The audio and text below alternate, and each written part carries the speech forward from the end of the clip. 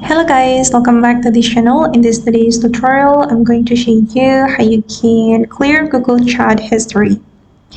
Okay, let's get into it guys. Here I have opened my Google Chat and I'm going to show you how we can clear the chat history. For example, I'm going to clear chat history in this room chat. So I'm going to open it and then I'm going to open in full screen. Okay, we can click on the account name and then we're going to turn off the history.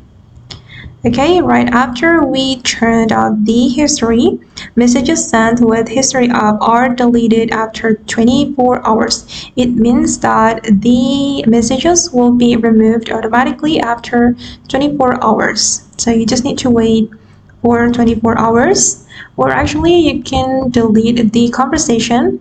You just need to click on these three dots and then you can click on delete conversation, and then your conversation with the account will be removed permanently. Okay guys, and that's all the way to clear Google Chat history. I hope this video will be useful for you. Thank you so much for watching and bye.